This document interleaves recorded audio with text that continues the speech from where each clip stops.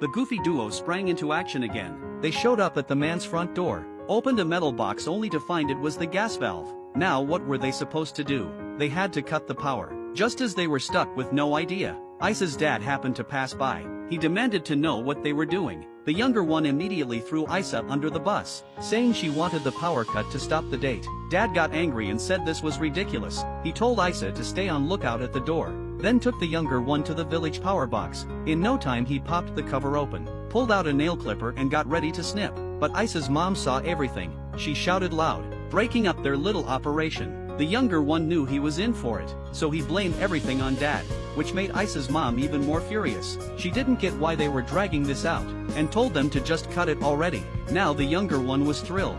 Guess they really are one family. Dad picked the blue wire and snipped it without hesitation, and just like that, the whole village lost power. The younger one asked Dad if he really knew what he was doing. Dad said, "Of course I do. I can feel electricity just by touch." Everyone was left in the dark. Ozan's mom complained this place had never lost power before. Today was really something. Ozan had a hunch, and said he needed to step out. He went straight to Isa, and asked why she kept pulling these stunts. Isa denied it flatly, said she had nothing to do with it, and told him to go back and be with Kagla. Ozan laughed. "So this whole thing was just you being jealous?"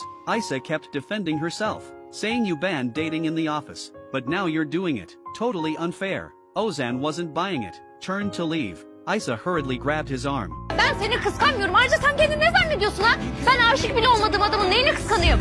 What she said hit Ozan hard. He said, "I almost forgot. You're heartless and cold.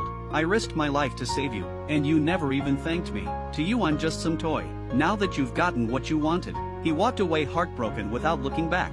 As he dropped Kagla off, Isa was feeling guilty, wondering if she had gone too far. On the way home, Ozan apologized to Kagla, saying his mom had given the wrong idea. He had no intention of starting anything romantic.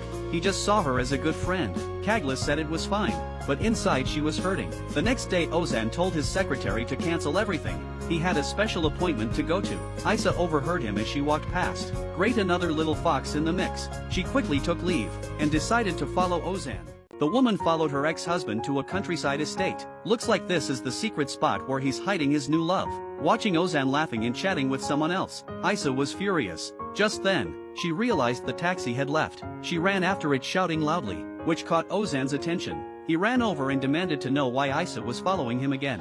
Isa said she was just passing by on a walk, and asked what he was doing there. She said, "You know exactly what you're doing." Ozan snapped back, "What I'm doing here is none of your business." They started arguing again. Just then an elderly man stepped out. Turns out he was Ozan's mentor. Ozan visited him every year. The man said, "You must be Isa. Ozan talks about you all the time." He was devastated after the divorce. Isa said she knew that, but she had her reasons, and couldn't tell him. Ozan quietly opened the window, and listened in on their conversation. Later that night Ozan tried to have a real talk with Isa, but Isa didn't want to say anything. When he saw her shivering from the cold, Ozan offered to grab her a jacket.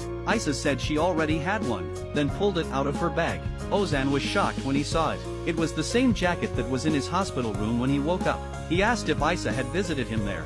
Isa finally admitted the truth. Ozan lost it. "Why would you do all that for me, and still lie to my face?" Isa didn't want to answer, but Ozan blocked her from leaving. Aşık olmadığım bir adam için ben bütün bunları yapıyorum. The CEO pulled the junior employee into his office. He said he couldn't take this kind of pressure anymore. He gently lifted her hair. His hand brushed softly across her cheek, and then he kissed her tenderly.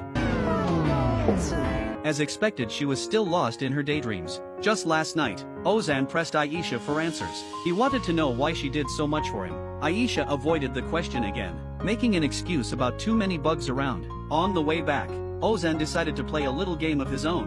He stopped the car near a small grove, and said she wouldn't be going home today, unless she gave him a clear answer. Then he stepped out of the car. Aisha was so angry she called him impossible. No matter how many times she honked the horn, Ozan wouldn't budge. Seeing him so determined, she finally got out of the car. Ozan asked why she had been following him. At first Aisha tried to deny it, but when she saw how serious he was, she could only answer honestly, "I thought you were going on a date with Kagla." Ozan laughed and said, "What about what happened at the hospital? Do you have nothing to say about that? You were holding her hand so tightly." Aisha said, "I've already said what I needed to say.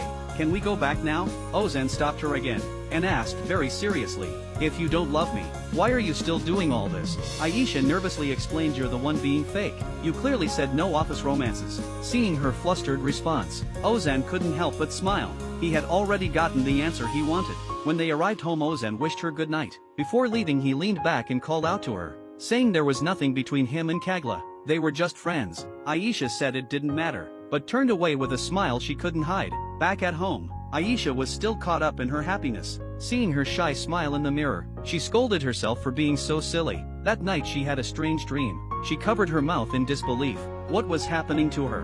When she got to the office, Ozan asked her to come to his office. Aisha quickly made an excuse that she was too busy, and then hung up the phone, leaving Ozan completely puzzled. He decided to go to her department instead. From a distance, Aisha saw him coming, and quickly hid. Ozan looked around, but didn't see her, so he just greeted her co-workers. Aisha used the chance to slip out another way.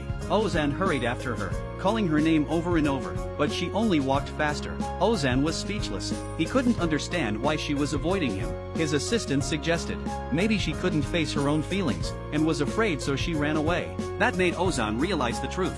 Meanwhile, Aisha was delivering documents to Kagla's office. Kagla happened to be picking out a watch for a friend. After a long time, she still couldn't decide on the right one, so she asked Aisha for advice. Aisha asked what her friend was like. Kagla said he was a workaholic, caring, kind and handsome. Aisha fell silent. She realized the person Kagla was talking about was Ozan. She asked Kagla, "This must be someone really special to you, right?" Kagla firmly said yes. Aisha felt sad. Following Ozan's taste, she helped Kagla choose a watch. The next day, Aisha went to Ozan's office herself. Ozan was happy she wasn't avoiding him anymore, but Aisha surprised him by saying she wanted to resign. Hoşça kal.